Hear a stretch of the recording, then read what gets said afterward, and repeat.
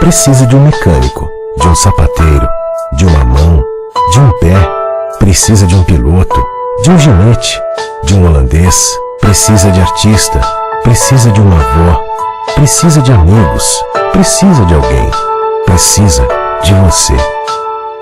Todo o trabalho da ACD Rio Grande do Sul é feito através da ajuda de milhares de pessoas. Precisamos de você para fazer muito mais. acdrs@acd.org.br.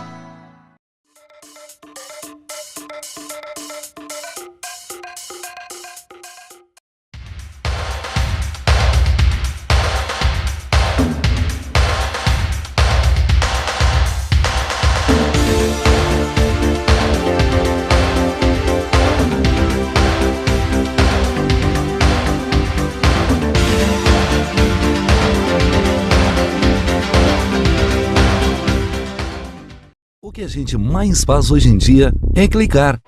Pena que o destino da maioria desses cliques é esse, o desperdício.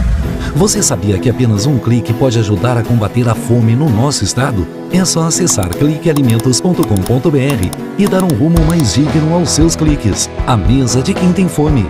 Doar pelo Clique Alimentos é gratuito e não demora nem um minuto. Faça a sua parte. Clique para quem precisa. www.cliquealimentos.com.br.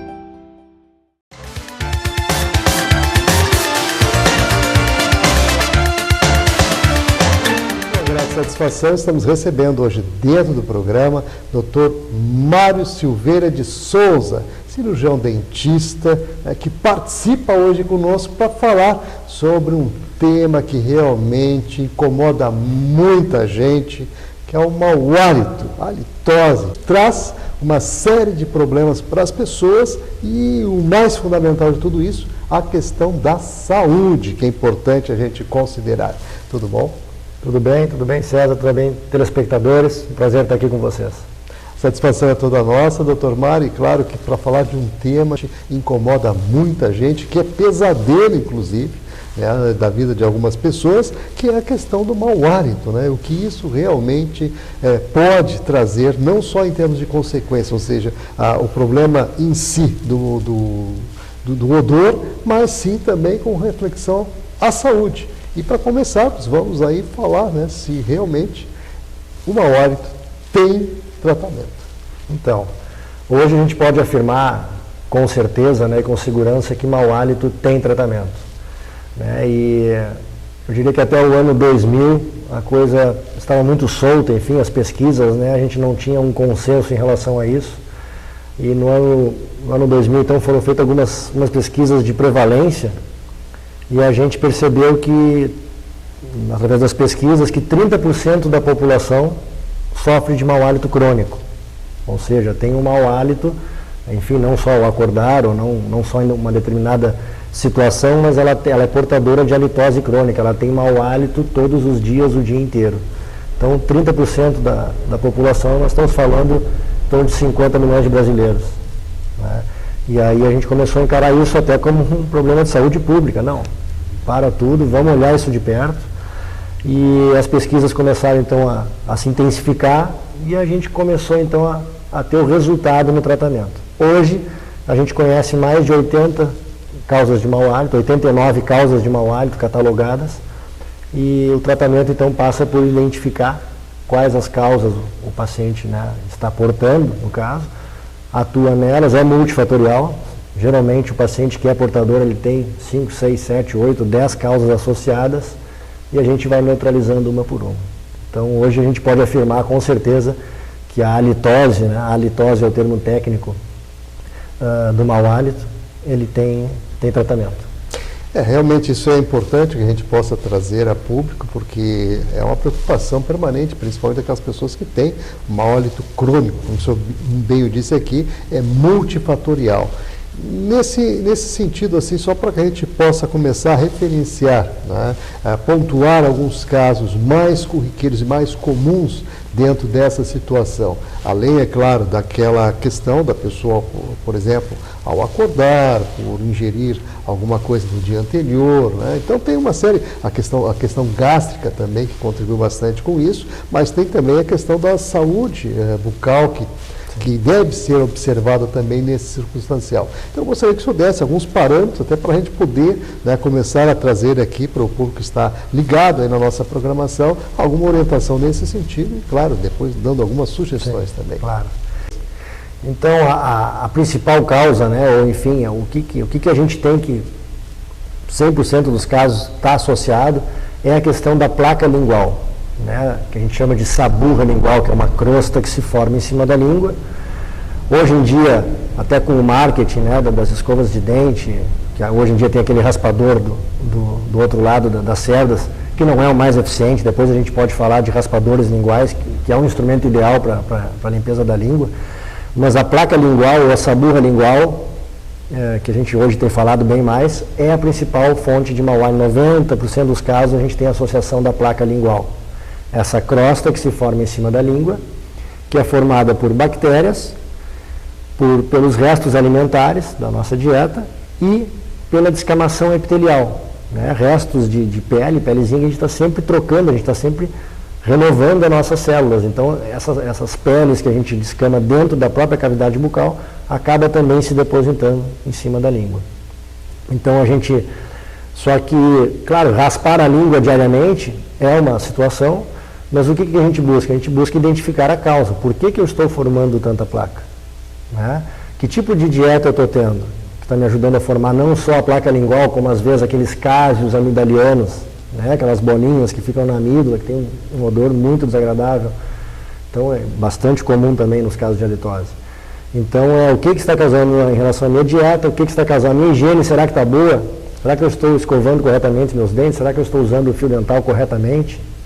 Né? E por último, essa questão da fixação de pele, que tem a ver com vitamina principalmente. Vitamina e um outro fator muito importante, o fluxo salivar. Então as pessoas que têm redução de saliva, né, ela produz uma saliva mais pegajosa, uma saliva de odor mais carregado, inclusive, e essa saliva acaba servindo como se fosse uma cola para ligar todos esses fatores que eu falei, e fica então essa crosta depositada. Pessoa que tem redução de saliva, ela tem tendência a formar mais placa lingual. E a gente faz esse exame, né? É um exame que chama cialometria, né? Medir a quantidade de saliva. E se a pessoa está com salivação reduzida, a gente estimula isso, enfim, trata para que aumente a saliva para diminuir a quantidade de placa lingual. Vitamina a gente analisa também. Geralmente o pessoal chega com carência de vitamina. Estamos falando de vitamina A, vitamina D, vitamina E, basicamente. Tem a ver com isso que eu falei, né? C e B também. Então, a vitamina é muito importante nessa questão da halitose. Então, eu diria que a placa lingual é um dos fatores principais envolvidos na halitose e que só remover, só raspar não adianta. Né? É importante, mas o ideal é a gente trabalhar como fazer para não formar tanto, como diminuir a intensidade ou, né, a frequência de formação de placa lingual. Realmente temos aqui, inclusive, sobre a nossa mesa ali, esse aparelho, né, que o senhor acabou de referir, que eu gostaria que o senhor, então, colocasse, né, essa situação em especial, na verdade, a sua aplicabilidade, o que realmente traz em termos de resposta para essas medições, no caso do mau hálito. Então, o equipamento que a gente tem hoje mais preciso, né, para medir a halitose, e é muito importante esse equipamento no tratamento, chama-se alímetro, né, como vocês estão vendo. Esse equipamento ele é de alta precisão, ele mede a quantidade de mau hálito em partes por bilhão. Ou seja, ele é muito sensível e é de fundamental importância no tratamento. Né? Uma para a gente quantificar isso e mostrar para essa pessoa que esse mau hálito diminuiu, ele é o nosso balizador, né? Porque a pessoa é a menos indicada para saber se melhorou a questão do hálito ou não. Né? Então, o portador de halitose geralmente não sabe que tem halitose, porque as células do nariz, as células do olfato se acostumam com o cheiro. Né? Basta o exemplo aquele do perfume, né? Logo quando a gente bota o perfume, a gente sente aquele cheiro no ar, passa em torno de 3, 4 segundos depois que a gente entra em contato com o cheiro, a gente já está percebendo 50% desse cheiro. mais uns 3 minutos a 5, a gente está percebendo apenas 20%. Percepção. Então a gente se acostuma, as nossas células olfativas elas se acostumam. Então eu não percebo mais que eu estou de perfume, mas se eu chegar perto de uma pessoa, ela vai sentir o meu perfume. Então o aparelho é muito importante para mensurar isso e para nos dizer, ó, tem mau hálito, não tem, quanto tem, melhorou, não melhorou, né? Não melhorou. Fundamental importância. Não só nos casos reais, como nos casos de halitofobia ou halitose subjetiva ou psicogênica, que é bem comum mesmo. Vamos então colocar classificadamente, como o senhor colocou aqui, mas explicando cada uma delas. Então, nós temos a halitose real, que realmente o paciente é portador de halitose. Geralmente, esse paciente chega à clínica levado por alguém da família, né, ou por pai, mãe, né, ou marido, no caso, né, ou a esposa traz essa pessoa até a clínica, marca a agenda para ela, porque ó, vamos lá, precisamos achar um tratamento. Achei um tratamento para ti, não dá, enfim, e a pessoa muitas vezes nem se encuca tanto com isso. Geralmente o portador é assim. E tem outras pessoas que ligam para lá, e é muito frequente isso. Eu diria que nos últimos 20 pacientes que eu atendi, praticamente acho que uns 15 deles achavam que tinham um mau hálito muito maior do que realmente eles tinham. E nem por isso deixaram de ser tratados. Nem por isso deixaram de ser ouvidos, né? Só que esse tratamento passa então por uma abordagem também psicológica. E é bem frequente isso, né? A gente fala de halitofobia, ou halitose subjetiva, é outro termo que a gente usa, ou psicogênica. O paciente ele acredita ter mau hálito, pergunta em casa, o pessoal diz para ele que não, e ele acredita piamente que esse mau hálito é severo e extremamente agressivo e é o dia inteiro, e a gente precisa então do alímetro, é muito importante nesse momento, né? Enfim, para provar que não é tanto quanto ele achava que era. Esse paciente ele é tratado igualmente, né? O pouco de halitose que ele tem a gente reduz e faz toda uma abordagem psicológica em cima disso. Muito comum o pessoal confundir gosto amargo com halitose, ou gosto ruim com halitose, e essa relação não é sempre direta. Então tem muitas pessoas que dizem, mas doutor, eu sinto um gosto amargo na garganta, esse gosto amargo pode ser a própria placa lingual, que de repente não está numa intensidade tão forte a ponto de gerar uma halitose social, de estar conversando com as pessoas, mas incomoda a pessoa, aquele gosto ruim. Carência de zinco na dieta.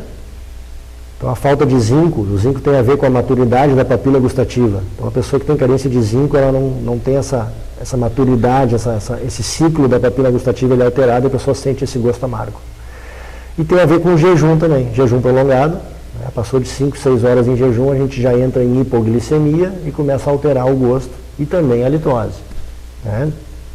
Mas aquela halitose que a gente considera normal, que a maioria das pessoas tem a halitose do jejum, só que para algumas pessoas isso bate diferente e a pessoa vai lá e busca o tratamento e a nossa consulta de halitose ela demora em torno de 3 horas, a gente fica conversando, investigando todas as causas, enfim, e falando sobre o assunto, porque geralmente essa pessoa chega muito aflita lá, porque ela já falou com o dentista dela, e o dentista disse, não, isso é coisa da tua cabeça. Já falou com o médico, já foi no gastro, e aqui eu gostaria de registrar, né, existe um mito na halitose, a gente chama de mito, quem trata a halitose sabe disso, de culpar o estômago. Né? O estômago está relacionado a apenas 1% das halitoses. Então, isso 1%. É um mito isso, né? O caso de ter uma halitose vinda do estômago somente no caso de um arroto, né? Numa eructação, a pessoa arrotou, vem o cheiro de dentro, lógico. Ou alguns problemas de hérnia de hiato, né? Que não tem o vedamento hermético ali da entrada do estômago, né? Popularmente falando, a boca do estômago não segura direito, a pessoa tem refluxo. Pode ter, mas é muito raro. É raro de a gente pegar isso na clínica, a gente costuma culpar o estômago. Tem muito mais relação com o otorrino, com os otorrinos, né? E aí tem muito mais relação com a amígdala, com as amígdalas, com as vias aéreas superiores, com a dificuldade de respiração nasal. Hoje em dia tem muita gente respirando só pela boca, os respiradores bucais, né? Com a poluição, enfim, cada vez mais frequente. Então eu indico muito mais um otorrino para exames auxiliares, né? Na nossa equipe, que ela é multidisciplinar, do que um gastro. Né? E, enfim, a gente tem que ouvir essa pessoa, a gente vai lá, ouve, trata, identifica as causas, faz essa abordagem toda, usa o alímetro antes e depois, E eu diria que em praticamente 100% dos casos, os pacientes saem extremamente satisfeitos.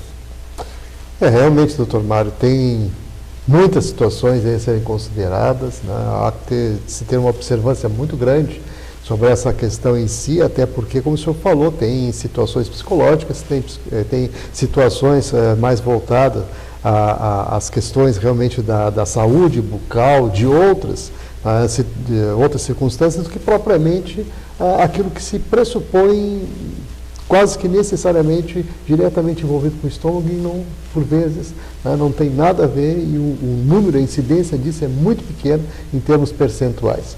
Estamos aqui conversando com o Dr. Mário Silveira de Souza, que participa aqui conosco, trazendo informações aí sobre o mau hálito.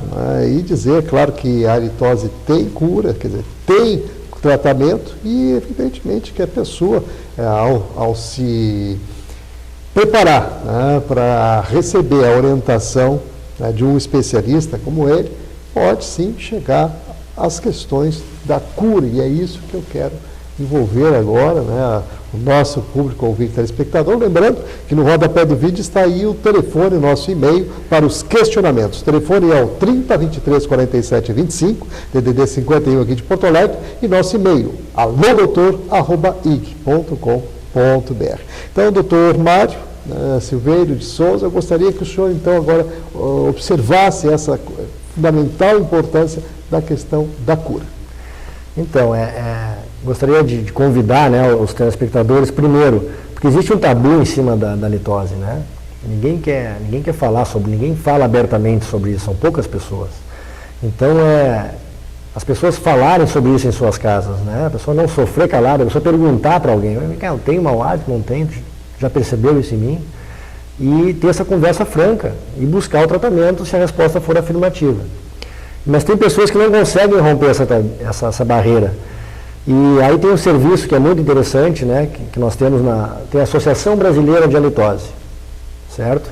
A Associação Brasileira de Halitose é a entidade, então, nacional. Existe um serviço no site da Associação Brasileira de Halitose, né, que é abha.org.br, que chama-se SOS Mau Hálito. E é um serviço muito interessante, porque ali você pode informar uma pessoa que ela tem halitose, através desse serviço, mantendo o seu anonimato. Então, muitas vezes, tu quer colocar para um colega de trabalho, alguém que é superior a você, enfim, e você fica constrangido de falar, por medo, por vergonha. Existe esse serviço, chama-se SOS Mau Hálito, está disponível no site da Associação Brasileira de Halitose, e você pode informar, então, uma pessoa que ela é portadora da halitose, de uma forma muito lapidada, de uma forma muito sutil. Esse e-mail ele é muito bem elaborado pela associação, e essa pessoa é informada, então, e é mantido o anonimato daquele que informou. Então, essa é uma dica, para quem não tiver essa liberdade de falar abertamente com a pessoa portadora do mau hálito. Então, doutor Mário, vamos agora ingressar, evidentemente, naqueles aspectos importantes, que é a higiene bucal. Fundamental para tudo isso, inclusive para contribuir com a redução do mau hálito. Há pouco a gente falava na questão da utilização de equipamentos, ou seja, a escova dental, o raspador de língua, enfim, o fio dental, a fita dental, que também é importante, dependendo do tipo de espaço que tem entre os dentes, É importante a gente falar sobre isso, e também a questão daquilo que vem contribuindo bastante também nesse processo, que são os enxaguatórios bucais. Então, eu gostaria que o senhor falasse sobre isso, inclusive mostrando para o pessoal a maneira correta de usar os raspadores.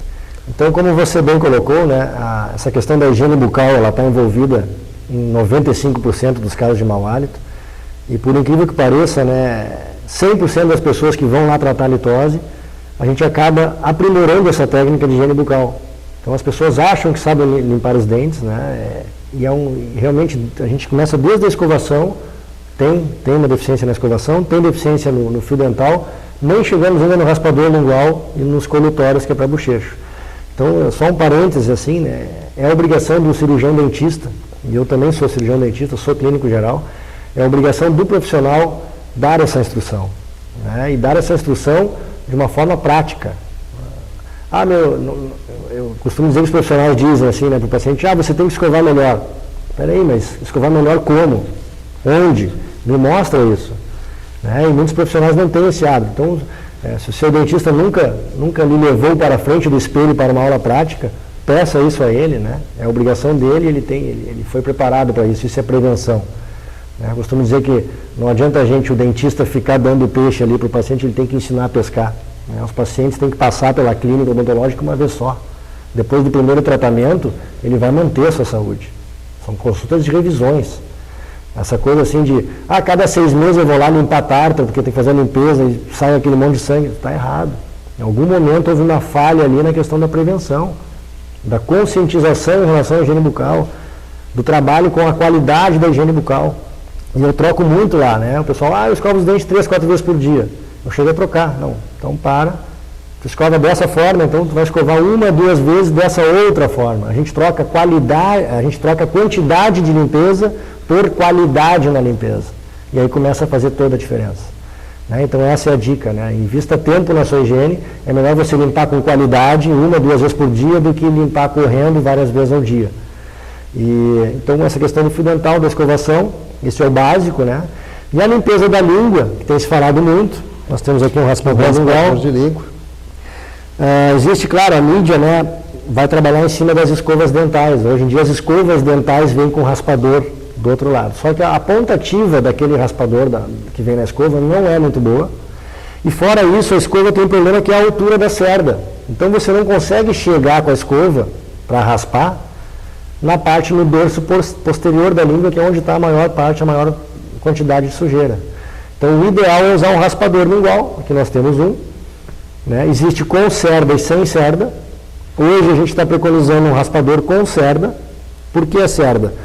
Porque a papila gustativa ela é em forma de bolsa. Imagina uma bolsinha. Então se você só raspar essa bolsa, você não está limpando o interior dela.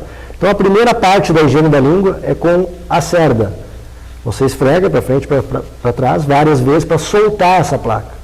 No segundo momento você vira e usa a ponta ativa do raspador, que tem tipo uma laminazinha aqui, não muito afiada, né, para não machucar, e com a segunda parte então você raspa a língua. A cerda solta e o raspador remove mesmo a placa lingual. E nessa altura ideal você consegue chegar lá bem próximo ao fundo da garganta, as amígdalas, lá e limpar toda a região posterior da língua. Então a gente preconiza hoje em dia um raspador lingual com cerdas, é o ideal para a limpeza da língua. Detalhe muito importante, segurar a língua. Isso parece uma bobagem, né? E se você botar hoje pode botar no YouTube, limpeza da língua. Vai aparecer lá vídeos bem interessantes, né? E os primeiros que aparecem, tenho certeza que serão os vídeos que a Associação Brasileira de Halitose indica, né? Então, limpeza da língua no YouTube, vai aparecer os vídeos, então, da forma correta. E o certo é segurar a língua enquanto faz a higiene. 2 motivos. Um, você diminui o reflexo, aquela ânsia de vômito. Ao segurar a língua, você diminui esse reflexo. E 2, ao puxar a língua para fora, você tira quase 1 centímetro a mais de língua para fora da boca. Então fica mais fácil de higienizar. Você aumenta a superfície a ser limpa, segura a língua diminuindo a ânsia e consegue fazer então os movimentos ideais. Limpa uma vez, se sair bastante coisa, joga aquela gazezinha fora, limpa de novo, às vezes até 3 vezes o mesmo procedimento. Limpou a língua, está perfeito, você vai usar um produto para bochecho. Que a gente preconiza produtos que trabalhem à base de liberação de oxigênio livre. Né? Produtos sem corante também, sem álcool. Tem alguns produtos no mercado, né, que tem muito álcool ou que dão aquela sensação de queimação. Esse produto não é bom, porque ele agride a mucosa. Então tem alguns produtos que são muito fortes, né, e isso é do ponto de vista do marketing. Botei um produto que queimou minha boca, deve ter matado todos os germes. Não tem relação nenhuma. Tá? Isso é puramente marketing, não precisa arder para limpar. Não precisa doer para limpar, para matar germe. E ocorre ao contrário, esses que mais doem, que mais agridem, eles agridem a mucosa e acabam liberando mais células. Lembra que eu falei da célula na formação da placa lingual? Então, quer dizer, você acaba usando uma coisa para limpar e ele acaba gerando um efeito secundário, que é a descamação epitelial em excesso, e isso acaba ficando na língua de novo.